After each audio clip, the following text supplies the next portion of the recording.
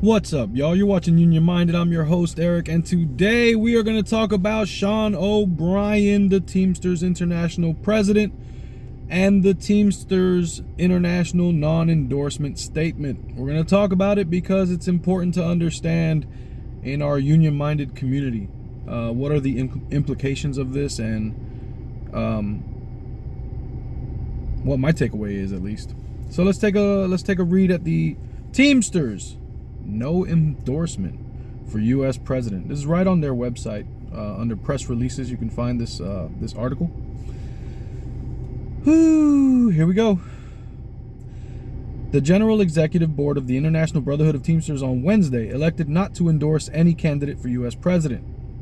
After reviewing 6 months of nationwide member polling and wrapping up nearly a year of rank-and-file roundtable interviews with all major candidates for the presidency, the union was left with little commitments on top Teamsters issues from either former President Donald Trump or Vice President Kamala Harris, and found no definitive support among members for either party's nominee. In data publicly released earlier in the day, President Joe Biden won the support of Teamsters voting in straw polls at local unions between April and July prior to his exit from the race. But in independent electronic and phone polling from July to September, a majority of voting members twice selected Trump for a possible Teamsters endorsement over Harris. The union's extensive member polling showed no majority support for Vice President Harris and no universal support among membership for President Trump. What that's saying is that President Trump had a majority support, but it wasn't universal, and Vice President Harris could not secure above 50%. I think somewhere I read that President Trump was at a 60% approval rating for the Teamsters membership, if I'm not mistaken. I don't know if many of you guys know this. I'm sure many of you do. But the trade unions have a very large contingent of conservative members. So that's something that you should know when parsing this information.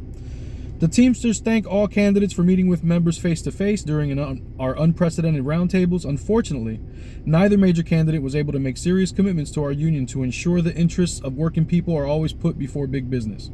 We sought commitments from both Trump and Harris not to interfere in critical union campaigns or core Teamsters industries, and to honor our members' right to strike, but were unable to secure those pledges,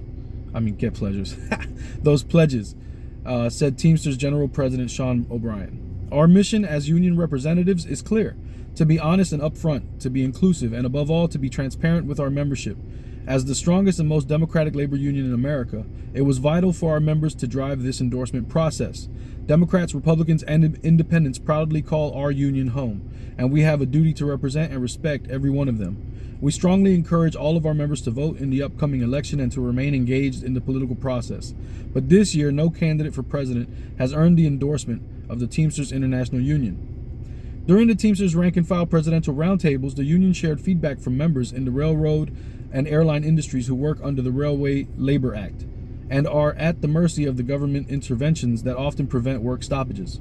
While 10,000 Teamsters at United Airlines are currently negotiating a new agreement, tens of thousands of railroad Teamsters were forced to accept a new contract implemented by Congress without member support in 2022. In roundtable discussions with Trump in January and Harris this month, neither candidate promised not to intervene to force similar RLA contracts, which undermines workers' bargaining leverage. I continue to hate this story.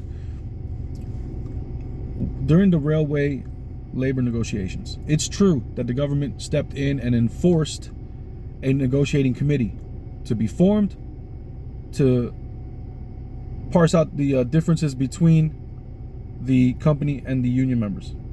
What's not understood and what's not fully reported on and widely known is that President Biden gave the unions the carte blanche to pick the negotiators that made up that committee. And union leadership, old guard union leadership, screwed up.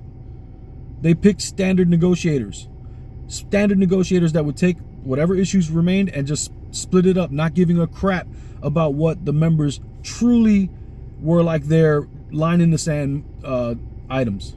So Biden gets blamed for forcing the contract, But he did the best he could to make sure that the unions got what they wanted in that contract, and union leadership failed the members by selecting standard negotiators who would just split the difference down the middle, not caring what the issues that were most important were and which were the least important. Wish people understood that so I could stop having to read that and get irritated every time it gets reported. Woo! All right. While Harris pledged, if elected, to sign the PRO Act, an essential piece of labor legislation strengthening union protections, and criticize dangerous right-to-work laws that are enacted to bankrupt unions, Trump would not commit to veto national right-to-work legislation if he returned to the White House. Right-to-work laws only exist to kill labor unions, said Teamsters General Secretary Fred Zuckerman. It's a red line for Teamsters and must be for any union when a candidate for elected office does not oppose such anti-work legislation. It's too important an issue for the labor movement as a whole to be left up to state legislatures. All right, so what do I think? I think that it's a mistake to not make a decision, to not make an endorsement. I think it's a mistake because it signals to the membership that they're correct in what they want to see politically, when what they want to see politically will directly result in harming the union.